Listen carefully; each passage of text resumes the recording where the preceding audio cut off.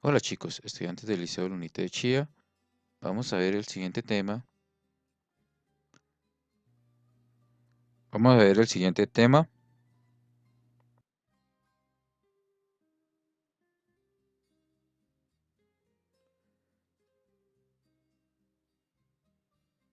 Relatos cortos colombianos. Antes vamos a ver el siguiente video. A la diestra de Dios Padre, de Tomás Carrasquilla.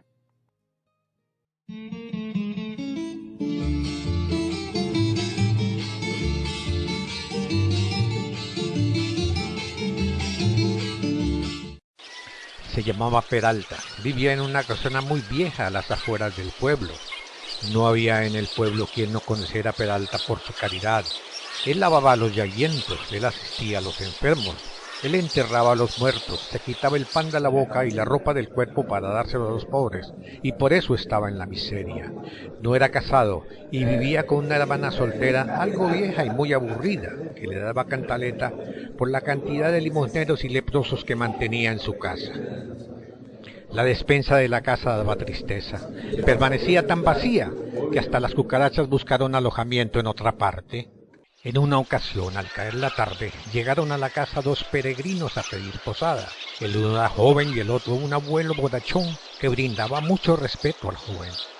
Los hizo seguir, excusándose de que la pasarían muy mal porque no había ni un grano de sal, ni una tabla de cacao con que hacerles una comidita, y le pidió a su hermana que mirara a ver si encontraba alguito en la despensa. ¡Uy! ¿Qué es todo esto? ¡Ah! Por fin se le dio el milagrito a Peralta. Esto será mi Dios premiándole sus obras buenas. Pues aprovechémonos. Y diciendo y haciendo prepararon una tremenda comilona en el patio, y disfrutaban de las hermosas historias contadas por el joven y la inolvidable y esplendorosa presencia de los peregrinos. Peralta se levantó temprano y no encontró a los peregrinos, solamente una bolsa llena de monedas de oro sobre la mesa. Peralta salió como un loco en busca de los huéspedes para entregarles la mochila de monedas. Echó a andar cuesta arriba porque por ahí habían cogido los peregrinos. Los deslizó muy arriba, a punto de trastornar el alto. Bueno, señores, aquí está la bolsita que se les quedó. Siéntate, amigo Peralta, en esa piedra que tengo que hablarte. Nosotros no somos tales peregrinos. Este es Pedro, mi discípulo, el que maneja las llaves del cielo. Y yo soy Jesús de Nazaret. No hemos venido a la tierra más que a probarte. Y en verdad te digo que te luciste en la prueba. Otro que no fuera tan cristiano como tú, se guarda las monedas y se había quedado muy tranquilo. Voy a premiarte. Los dineros son tuyos. Llévatelos. Y voy a darte adicionalmente las 5 cosas que me quieras pedir. Así que dinos qué quieres. Bueno, su divina majestad, lo primero que le pido es que yo gane en el juego siempre que me dé la gana. Concedido, amigo Peralta. Lo segundo es que cuando me vaya a morir, me mande la muerte por delante y no a traición. Concedido, Peralta. Su divina majestad, lo tercero que me ha de conceder es que yo pueda detener al que quiera, en el puesto que yo le señale y por el tiempo que me parezca. La cuarta cosa es que su divina majestad me dé la virtud de achiquitarme tanto como yo quiera. Yo quiero, últimamente, que su divina majestad me conceda la gracia de que el diablo no me haga trampa en el juego. Concedido, amigo Peralta. Luego, los dos peregrinos se esfumaron como por encanto. Peralta se dedicó de lleno al juego y por más tramposos que se le presentaban, ninguno podía ganarle, siempre los pelaba, y seguía gastando todo su dinero en las obras de caridad. Descansaba una noche Peralta cuando le llegó la pelona. Vengo por vos, Peralta. ¡Uy, uy, uy! Bueno, pero me tienes que esperar mientras me confieso y hago el testamento. Contarle que no sea mucho porque ando de afán. Entretente aquí viendo al pueblo, que tiene muy bonita vista. Trépate en lo alto de aquel aguacatillo, para que veas lo hermoso que es. Y la muerte, con la velocidad que tienen los difuntos, se subió al aguacatillo. Tómate un descanso, viejita, hasta que yo lo desee. Que ni Cristo, con toda su pionada, te ha de bajar de esa horqueta. Y sin saber cómo al ordenarlo Peralta, la muerte quedó amarrada. Con la muerte amarrada pasó más de un año y nadie se moría. Llegaron todas las enfermedades habidas y por haber, y nadie estiraba la pata. El médico del pueblo se rascaba la cabeza totalmente descontrolado con la situación.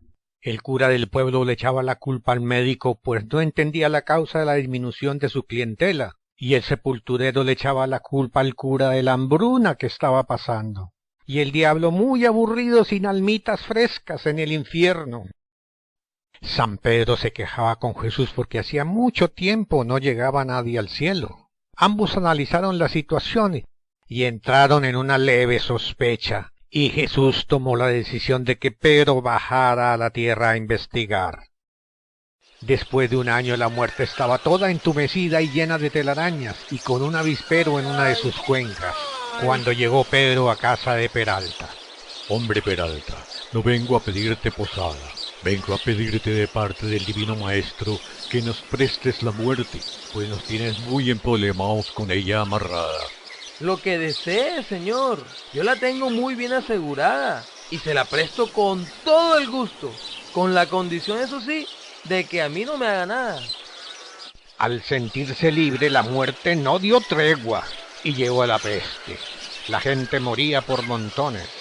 El médico del pueblo estaba feliz, lo mismo que el sepulturero, porque al fin ambos tenían trabajo. Mientras la muerte hacía de las suyas, Peralta siguió jugando y ganando, y gastando todo su dinero en sus prójimos, como él los llamaba. En su casa la cola de necesitados era interminable, y él continuó cuidando a su prójimo hasta que enfermó gravemente. Sabedor de que le había llegado la hora, llamó al cura para que lo confesara. También asistió el notario para leer el testamento donde había dejado todos sus bienes a los necesitados. Y así, con la grandeza que tienen las almas nobles y generosas, Peralta dejó todo listo para recibir la muerte. Y apareció la parca con su desjarretadera en la mano y le dijo: «Ahora sí te llegó la hora, Peralta». A lo que Peralta contestó: Matame, matame pues. Al momento de su muerte, Peralta se encontró en una especie de túnel muy brillante, y al salir de él, un camino lleno de zarzas y espinas por un lado y de flores hermosísimas por el otro. Entre las zarzas vio una especie de cueva, y la curiosidad lo metió por ella. Supuso Peralta que era el infierno por el humo, el calor y el olor a azufre. De pronto oyó unos chillidos. Era una señora que le tenía la lengua sobre un yunque, y un par de diablos muy flacos le daban porra en la lengua, y a cada golpe le gritaban: «Toma por lambona, toma por mentirosa, toma por enredadora». Y a Peralta le dio mucha lástima y salió de huida. Divisó de lejos hasta la quinta paila en el infierno, donde pagan sus penas los pecadores, nadando en lava hirviendo sin que a sus cuerpos les pase nada. Siguió caminando y entró a un gran salón. Y ahí estaba. ¿Y vos qué venís a hacer por aquí, culichupao? Mejor regresa por donde viniste. Pues como nadie me atajó, yo me fui colando sin saber que me iba a encontrar con su merced. ¿Y tú quién eres? Yo soy un pobrecito del mundo, que ando por aquí un poco embolatado. Uy, su merced, pero yo lo veo como enfermito. Uy, sí, hombre. Se me han alborotado en estos días los achaques. Y lo peor es que nadie viene a hacerme compañía. Pues si yo le puedo servir de algo a su merced, mande lo que quiera. Pues si su merced quiere, jugamos alguna cosita. Hombre, Peralta, lo malo es que vos no tenés nada que ganarte. Y yo, jaja, yo no juego vicio. ¿Cómo no he de tener? Si yo tengo una alma como la de todos. La juego contra cualquier otra alma de la gente de su merced. Y diciendo y haciendo, Peralta se sacó la ruana y la tendió sobre el piso, y sacó los dados de su mochila y se pusieron a jugar. Peralta comenzó ganando sin darle tregua al diablo, y por más trampas que le hiciera a Peralta no podía ganarle. ¡Upa, gané! ¡No! ¡Mis almas! ¿Por qué? ¿Por qué? ¡No! Y luego se pusieron a jugar cartas, y ahí sí que fue peor. Uy, nunca me figuré que a mi señor le diera pataleta. Es cierto que le he ganado más de 33.000 millones de almas, pero yo veo que el infierno está sin tocar. Anda, hombre, sácale a este malnacido sus ganancias y que se largue de aquí. Peralta salió del infierno por la misma cueva por donde había entrado, seguido de la millonada de almas que le había ganado al diablo, y puso rumbo al cielo. ¿Y tú qué haces por aquí, sos sinvergüenza? ¿Te parece que te has portado muy bien? Tú me tienes bastante disgustado. No se fije en mí, viejito. Fíjense en lo que viene por aquel lado. Vaya a ver cómo acomoda esa gentecita. Y Pedro se agarró la cabeza desesperado de ver la cantidad de condenados que venía con Peralta y decidió cerrar las puertas del cielo inmediatamente. Se reunió Pedro con Jesús y Santa Teresa para saber qué hacer con la millonada de almas que Peralta justamente había ganado. La primera decisión fue rendir los honores a Peralta, a los que por su altísima santidad tenía derecho. Entró Peralta y comenzaron a sonar las hermosas trompetas celestiales tocadas por ángeles y querubines. Jesús de Nazaret, Pedro y Santa Teresa le dieron la bienvenida. En lo más alto del cielo retumbó la hermosa voz del Padre Eterno diciendo: Peralta, escoge el puesto que quieras.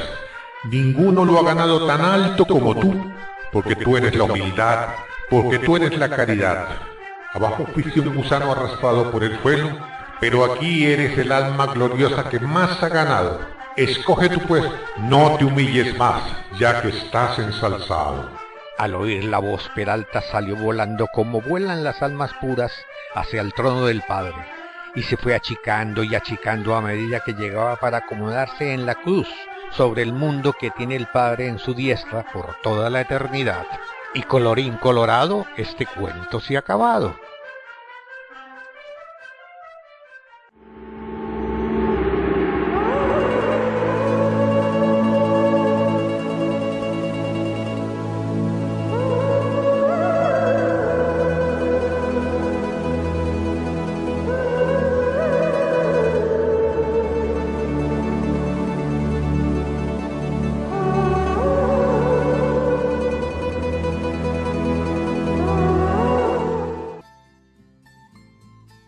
¿Qué tal les pareció el cuento? Muy chévere, ¿cierto? Ahora, en una hoja de blog, en una cartulina o en el cuaderno vamos a realizar un esquema sobre este cuento.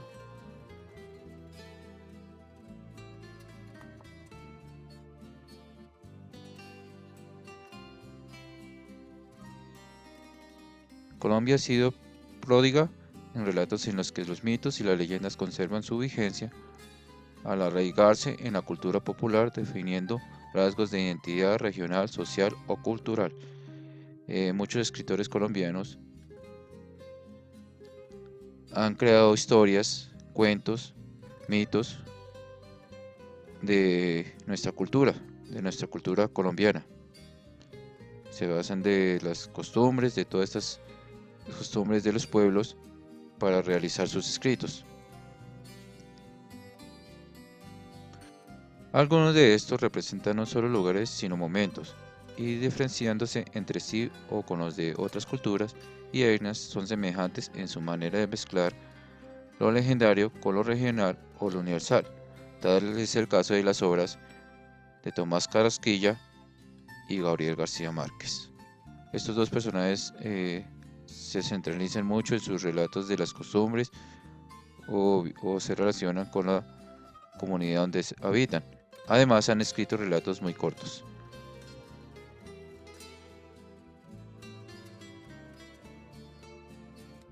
Entonces vamos a ver las vidas paralelas de estos dos personajes, de Tomás Carrasquilla y Gabriel García Márquez.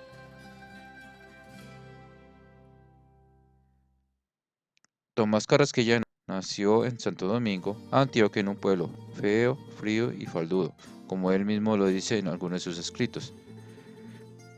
En cambio, Gabriel García nació en Aracataca, un pueblo caliente y caribeño. Entonces hay dos diferencias entre estos dos personajes. Tomás Carrasquilla creció en un hogar conformado por muchas mujeres y una única figura masculina que era el abuelo materno. Lo mismo fue Gabriel García Márquez. El abuelo Juan Bautista Naranjo fue la persona que siempre veló por la suerte del pequeño Tomasito y patrocinó su subsistencia. Y el abuelo, Nicolás Márquez, fue el maestro más importante en la vida del futuro Nobel y quien lo mostró desde muy niño los entresijos del mundo, incluidos el hielo y los cultivos del banano. Entonces, a ambos los crió los abuelos y les enseñó muchas cosas para que llegaran a ser como son.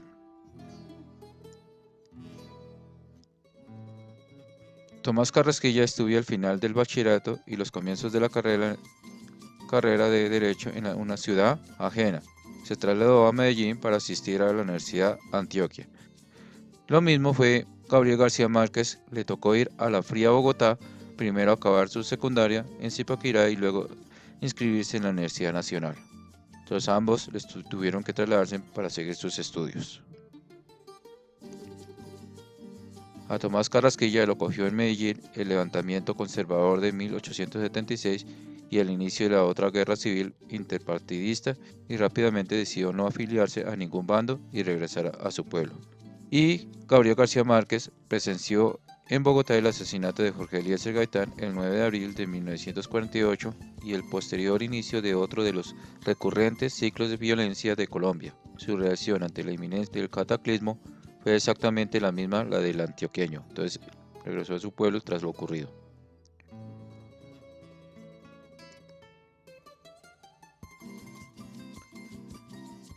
Ambos escriben relatos cortos. Entonces, Tomás Carrasquilla escribió cuentos. Tomás Carrasquilla son varios cuentos escritos en un libro. Y Gabriel García Márquez escribió 12 cuentos peregrinos. Aquí incluye 12 relatos cortos que él escribió.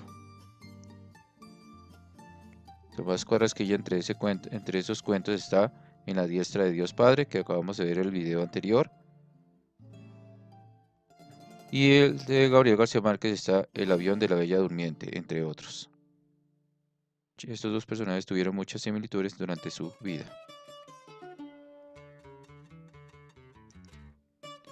Ahora vamos a ir con el modernismo colombiano. Fue un movimiento literario que surgió en el país sudamericano en la segunda mitad del siglo XIX y se mantuvo vigente durante la primera mitad del siglo XX. Se considera como el primer movimiento literario que se dio en este país y en toda Latinoamérica. Hasta ese momento, antes que iniciara el modernismo, la literatura latinoamericana se había caracterizado por imitar tendencias europeas. Por lo tanto, el modernismo constituye una primera búsqueda de un estilo latinoamericano propio. Entonces, por eso fue que se inicia el modernismo colombiano. Para Colombia, esta corriente literaria constituyó una independencia estética y artística de la influencia española y europea en general. Entonces aquí ya empiezan a independizarse de sus escritos. Características: evasión de la realidad. La literatura modernista se desarrolla en una época de conflictos e inequidades sociales. Por lo tanto, sus autores buscaban evadir esas realidades a través de la construcción de las historias de otros tiempos y lugares. Esta búsqueda llevaba a los modernismos a regresar a sus ancestros y a tiempos anteriores. Por otra parte, abordaron también la creación de mundos posibles e incluso mágicos y sobrenaturales. Esta característica es visible en este fragmento del poema Hermafrodita de Eduardo Castillo. Monstruo exquisito y sobrehumano, de sangre azul y gracia insigne, nació en los cielos superiores de los arquetipos sutiles. Entonces aquí ya nos muestran sobre monstruos y sobrehumanos. Realiza escritos de la antigüedad no basándose en las costumbres del pueblo, sino más bien de eventos mágicos o sobrenaturales. Intimidad. Los modernistas colombianos usaban la literatura como un medio de evasión de la realidad política de su época. En otra forma de lograrlo era a través de temáticas relacionadas con la intimidad, que quitaban la atención de los problemas sociales y lo ponían en sus asuntos más personales del ser humano. Esta tendencia se puede observar en el siguiente fragmento del poema nocturno de José Asunción Silva. Dime quedó en secreto al oído muy paso, con esa voz que tiene suavidades de raso. Si entrevieras en sueños a aquel con quien tú sueñas, tras las horas de baile rápidos y risueños. Entonces ya estas historias no hablaban sobre política como algunos libros ni de la realidad, sino más bien poemas íntimos o escritos íntimos.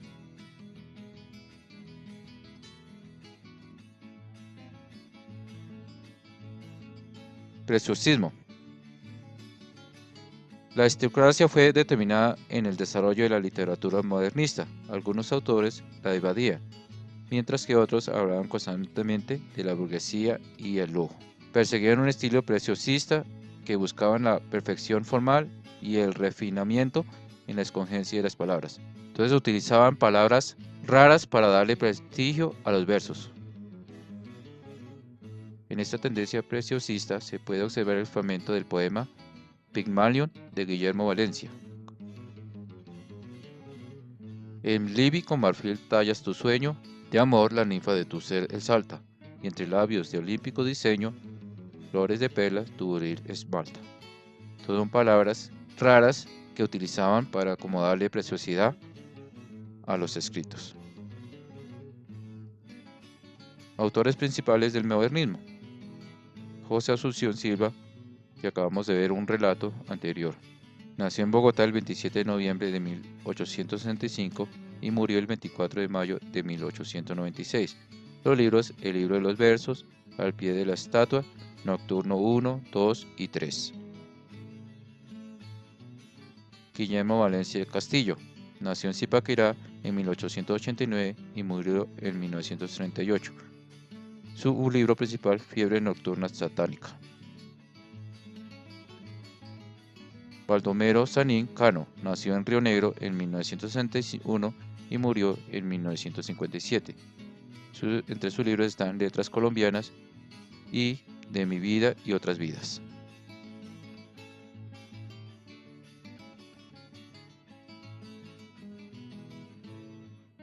Entonces aquí terminamos con este tema. Ahora vamos a pasar a la guía número 7, relatos cortos colombianos, el modernismo. No olviden realizar el esquema del cuento A la diestra de Dios Padre de Tomás Carrasquilla.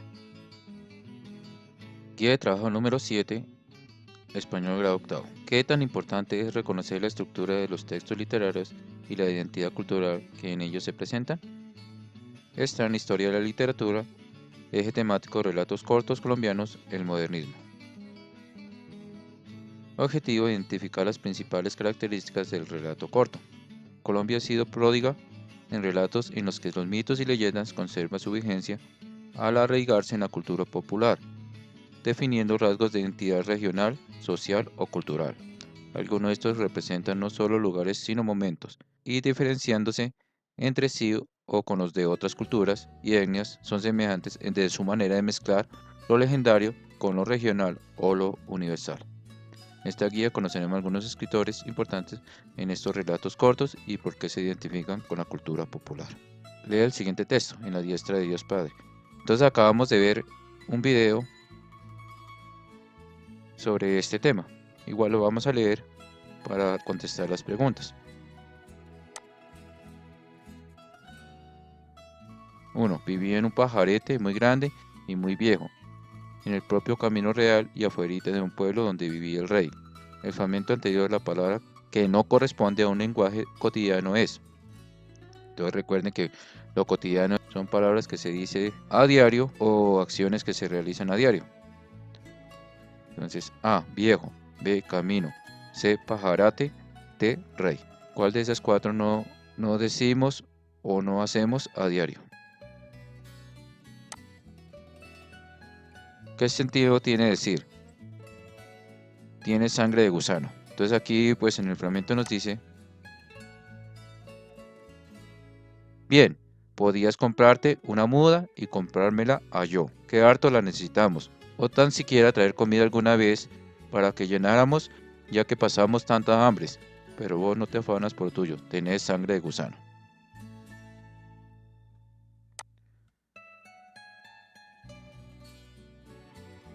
Persona que permanece arrastrada. B, persona que lleva sangre desde el intestino hasta el hígado. C, que es sangre roja. D, persona que es gentil. ¿Cuál de estas cuatro sería tener sangre de gusano? ¿O qué quiere decir tener sangre de gusano? El anterior relato significa que algunas costumbres típicas de un pueblo, hablar sobre algunas enfermedades, criticar sobre las costumbres de algunas regiones, reflexionar sobre la importancia de una buena educación. Recuerde que Tomás fue un escritor costumbrista, o sea, hacían escritos sobre las costumbres de un pueblo. Busca el significado de las siguientes palabras: pajarete, yaguientos, afojías. De pronto estas palabras no las encuentran en el diccionario, las vamos a buscar en internet o si de pronto preguntarle a alguno si conocen esas palabras. Escriba la biografía de Tomás Carrasquilla.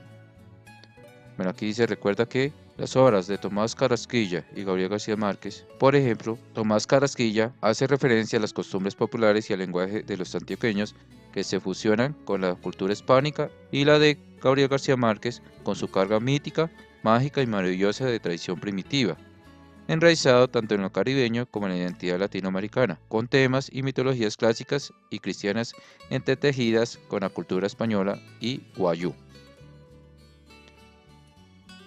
Entonces vamos a hacer la biografía, buscar la biografía de Tomás Carrasquilla y la biografía de Gabriel García Márquez.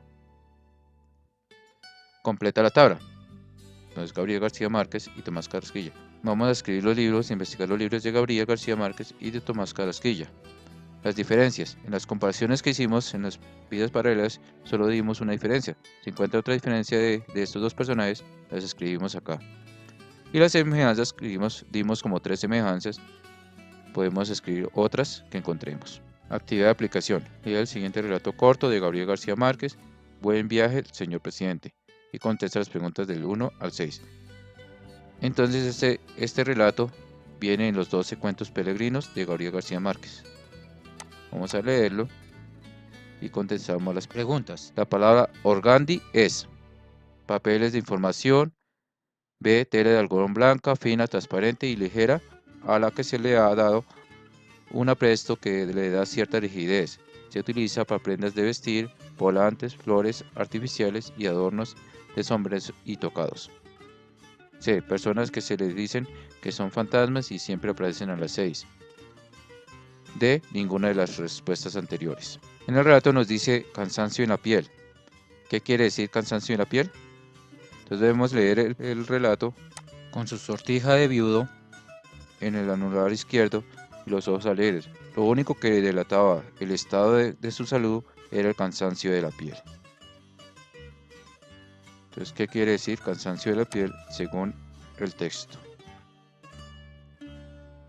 ¿Qué características encuentran en este relato? Entonces vamos a escribir qué características puede encontrar en este relato. Luego vamos a hacer un dibujo sobre la introducción del texto o el comienzo del texto. Recuerde que este es un relato o un texto narrativo, debe tener un inicio, un nudo y desenlace. Aquí tenemos: el señor presidente estaba sentado en el escaño de madera bajo las hojas amarillas del parque solitario, contemplando los cisnes polvorientos con las 2 manos apoyadas en el pomo de plata del bastón y pensando en la muerte. Entonces vamos a hacer un dibujo sobre esa parte. ¿Por qué estaba preocupado el presidente? Entonces vamos a escribir según el texto por qué estaba preocupado. Escriba 5 oraciones del texto que presenten la vida cotidiana de un pueblo. Entonces recuerde que la vida cotidiana es lo que se hace diariamente, o no diariamente, pero se hace comúnmente. Investiga 3 escritores colombianos del modernismo y completa la tabla. Entonces ahí en el video anterior vimos los 3 escritores. Entonces vamos a escribirlos, que son José Asunción Silva, Guillermo Valencia y Baldomero Sanín. Escriben la biografía, los libros principales y realiza una caricatura de cada uno de ellos. Listo, muchachos, entonces hemos terminado. Yo veré esos cuadernos bien bonitos. Vamos a ver un mapa mental o mapa conceptual o un diagrama, como ustedes lo realicen de una manera bien presentado, con buena letra, buena ortografía, entregar puntualmente, y lo mismo esa guía con sus colores y bien decorada. Que tengan un feliz día, hasta la próxima.